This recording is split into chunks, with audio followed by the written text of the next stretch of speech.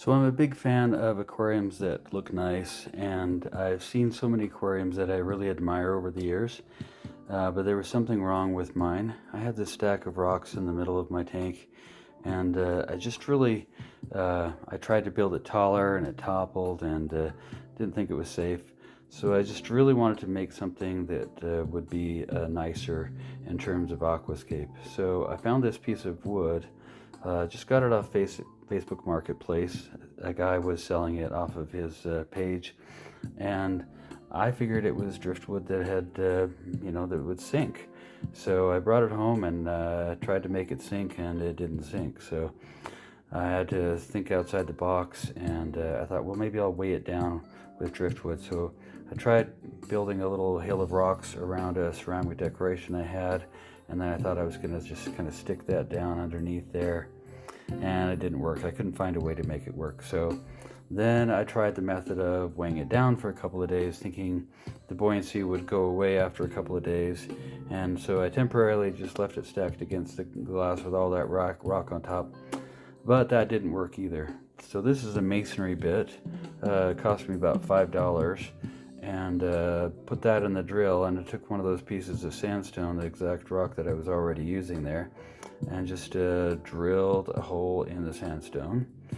And I got some stainless steel screws so that I could hopefully find something that wouldn't rust, or so they said, not to use zinc, not to use the regular metal screws, but to use stainless steels, preferably marine grade stainless, but couldn't see any of that at Home Depot, so I just got stainless steel screws.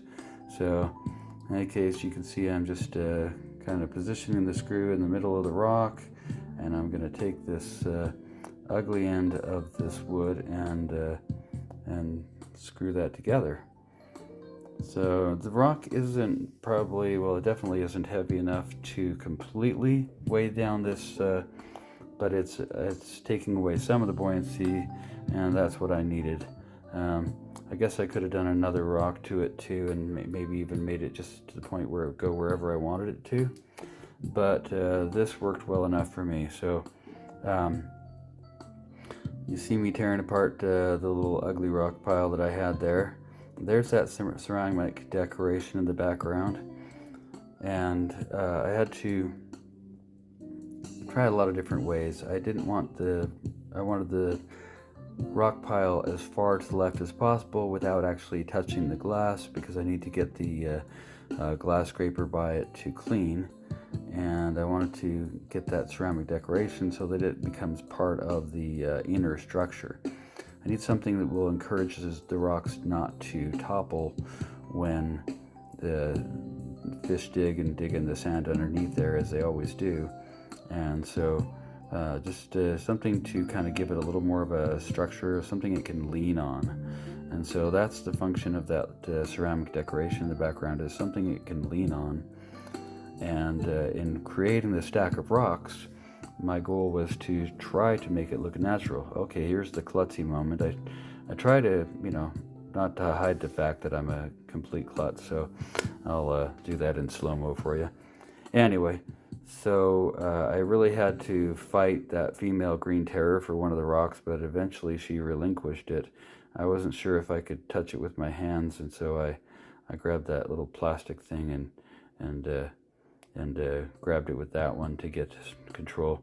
I repositioned the heater so that the logo, that AZW heater, which I really like so far, I didn't want the bright orange logo to be showing, so I turned it horizontally and hid it back behind the mountain. So, and I'm trying to create two little islands and one big island with a stretch of open sand. And some of the decorations I have in there, they're for the plecos and the clown loaches and the fish that really need refuge hiding places.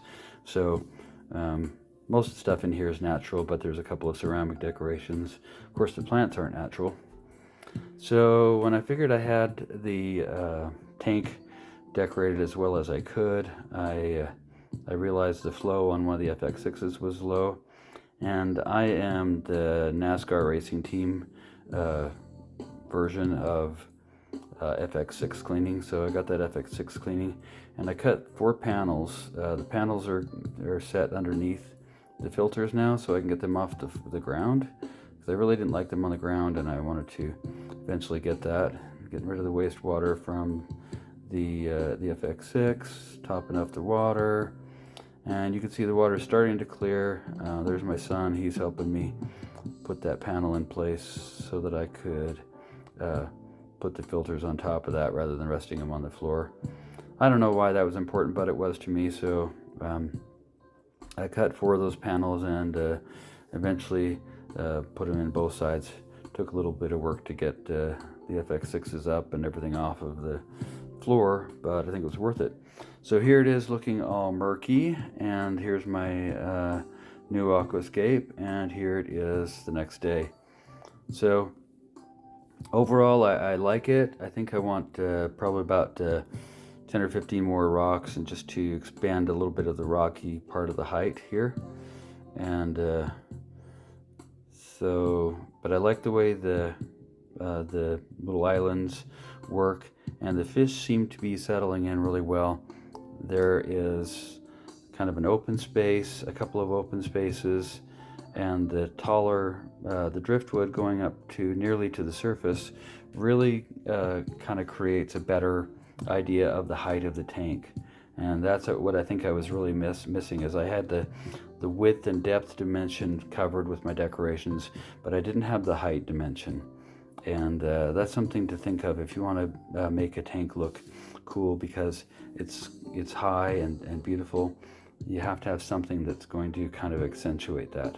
And I feel like the wood jetting up into the upper area really does that. So hopefully you liked today's video. If you have any questions, please leave them below. I'd love to answer any questions you might have about this, or comments. I definitely invite comments, criticism even. AI has been criticizing me a lot lately. It says I need more rock in here. So anyway, have a great day, and thanks for watching.